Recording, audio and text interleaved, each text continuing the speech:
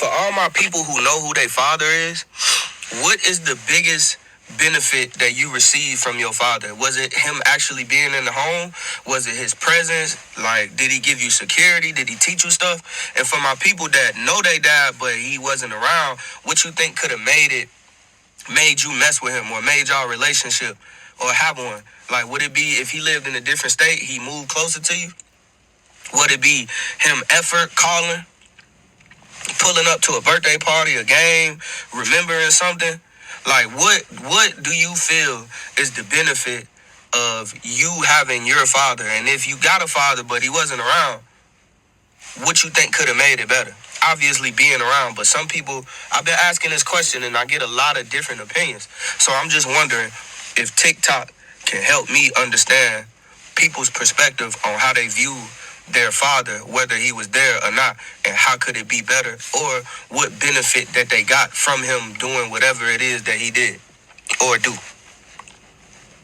Y'all let me know. And I just wanted to add, the reason I'm asking is because I want to know how people value their father, and then what things do they value the most. And I want to see what the majority of people say. Is it presence? Is it this? Is it that? Is it everything? Is it, security? Is it game? Is it information? You might have a father that was never around, but when he pull up, it's always lit. The dad with the money. You don't ever see him though. But when he do pull up, it's lit.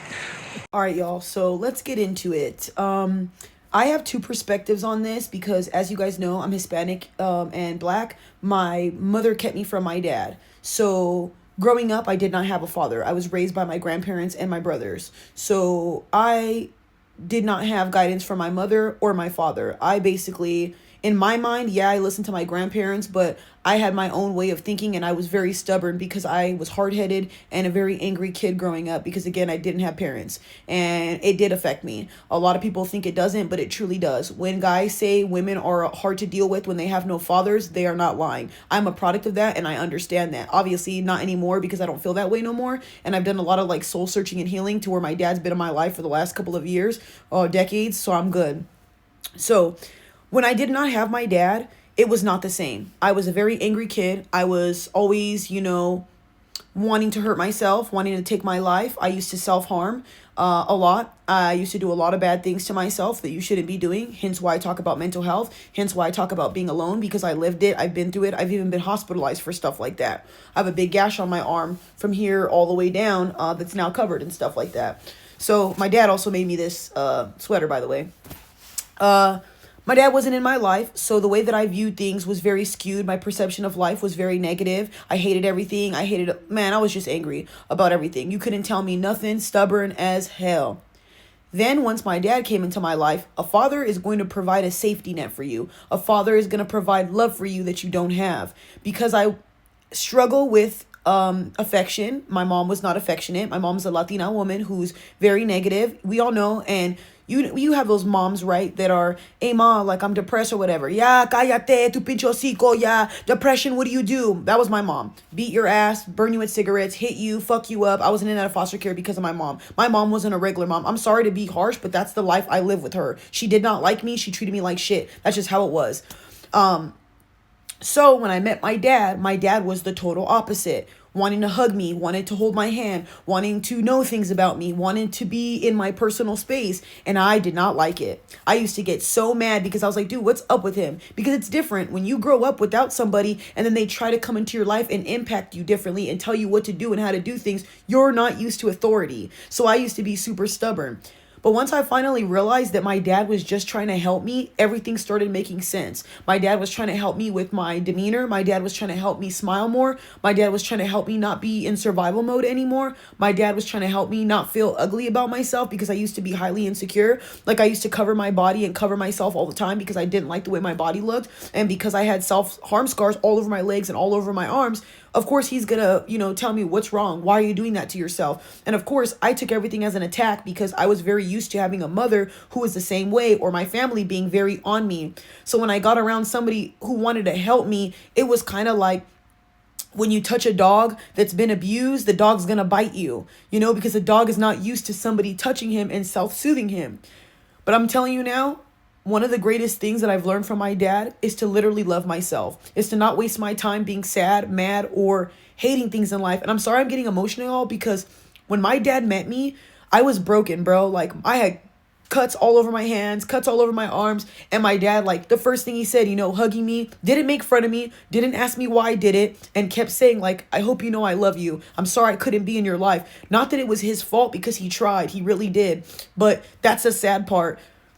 My dad got to miss out on really good years with me because my mom kept me from him. And like I said, my dad provides like such a safety net and such a security that he does not even understand how much he means to me, which of course he probably does, but he saved my life. I did not want to be here no more, y'all. I didn't even feel like life was worth living. I couldn't stand any of my family, couldn't stand being around none of my family. Like, my family, not to be rude, I don't go to them for advice. I don't go to them for nothing because they make me feel like shit. They do not know how to be there for you. They do not know how to have your back. But my dad, though, that's a whole different ball game. One thing about my dad, like, I can go to my dad about something right now and he's not going to make fun of me. He's not going to put me down. A lot of people go, oh, well, that's how dads are. No, I've seen girls with fathers and their fathers are assholes. My dad is so sweet, it's not even funny. But one thing he's never going to do is sugarcoat things. One thing he's not going to do, if I'm wrong, he's not going to baby me. My dad knows how to correct me, and my dad knows how to say things to where it doesn't hurt my feelings or make me feel put down. Because one thing about me, since I grew up in a lifestyle that was so bad and chaotic in and out of foster care,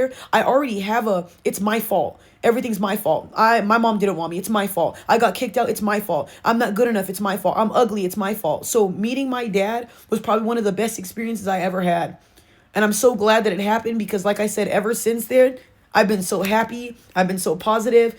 I have something to live for. Now, if I get married, I don't have to walk down the aisle by myself. Oh my God. Like, one thing I could never make fun of is women and men who do not have fathers, because I know what it felt like to not have one for most of my life. And it's something that you cannot fix. It's something that you have to live with. And it's a sad feeling, especially when your parent does not want you. And for the longest, I always felt like I was undesirable for love. I always thought that I wasn't worth anybody taking care of me because, like I said, my mom bailed out. And then I'm thinking, damn, my dad too, because my mom told me my dad did. So when my dad came into my life, I'm so sorry, y'all. When my dad came into my life, it felt like somebody actually chose me. It felt like somebody actually wanted to be around me. And then you could probably see why I like being alone, why I don't like being around people. I don't know, y'all. I think it's a defense mechanism so I don't get hurt. Anyway. But yeah, my dad actively chooses me. My dad actively chooses to be in my life. Like, when I moved or whatever, none of my friends, nobody helped me. I'm moving all this heavy shit by myself. My dad's in a different state. Mind you, my dad's sick.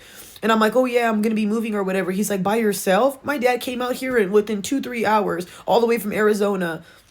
If I need something from my dad, I can call him. If I don't feel okay in my head, I can call him. If I'm depressed, I can call him. And like I said, my dad just listens to me and provides a safety net.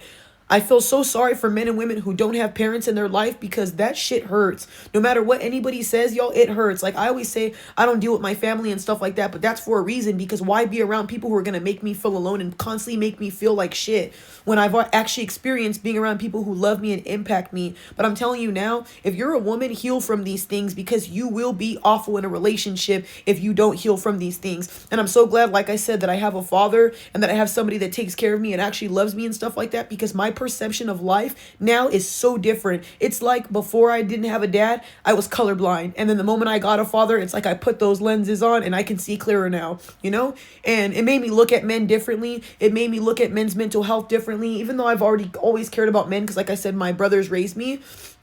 But my brothers also did a really good job too. Like, my older brother, I was in and out of foster care. I was going to get adopted by somebody else because, again, my mom was a drug addict and she didn't even know what to do.